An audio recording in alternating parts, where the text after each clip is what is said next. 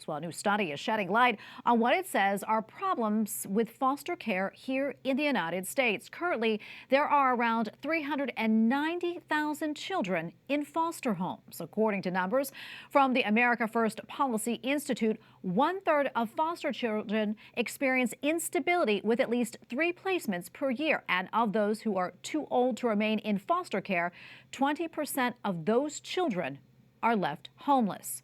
Recommendations from AFPI include increased support for faith-based groups and expanded tax credits for foster families. And joining us now to talk more about this is Dr. Rick Morton, Senior Vice President for Engagement for Lifeline Children's Services, a Christian organization providing outreach to vulnerable children. Dr. Morton, great to have you back on again.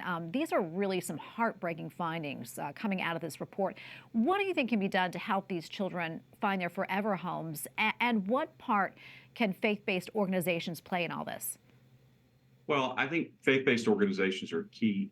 We're in a crisis in America. You read just a moment ago, almost 400,000 children are engaged in the foster care system, even as we speak today.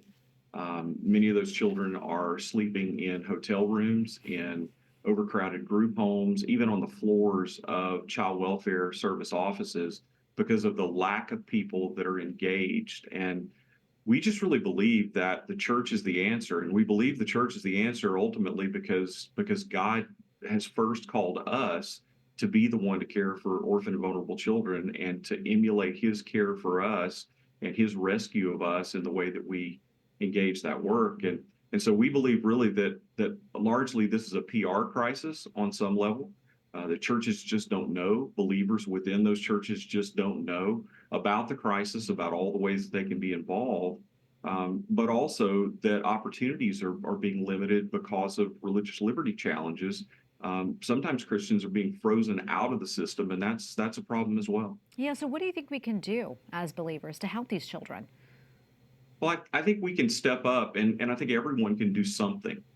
There are people within every church in America that have the ability to be able to foster a child, to provide temporary care. That statistic that you read, 1/3 of children in foster care experiencing that, devastating instability of moving from home to home to home, that can be stopped when families commit to bringing a child from difficult circumstances into their home. And when a church commits to surrounding that family, supporting them, and giving them the things that they need in order to be able to do that work for the long haul. I think the other thing we have to do is the church has to meaningfully engage in the lives of birth families. The American foster care system is built on the principle that family reunification is the first goal. And we have the ability in the church community, both in how we bring the gospel to bear, but also how we bring our presence and our community to bear around at-risk families and around broken families to help them to not only be reunified, but to help them be successful so that their children can go home and stay home. And so it's a complex answer. We have to have families that are ready to adopt. We have to have families that are ready to provide temporary care and then release children back to their birth families. And we have to have people that are willing to engage birth families at a high level. We have about 30 seconds left or so, but I want to talk about that again, that instability and how important stability is for children and having a stable family environment. Quickly, talk to us about that. Well, God designed us to be nurtured in a family, and stability is key to our intellectual development. It's key to our social development. Children need predictability and they need trust. They need to feel secure, and bouncing from one placement to another doesn't allow that.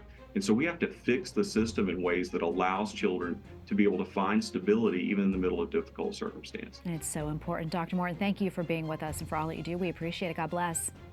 Thank you.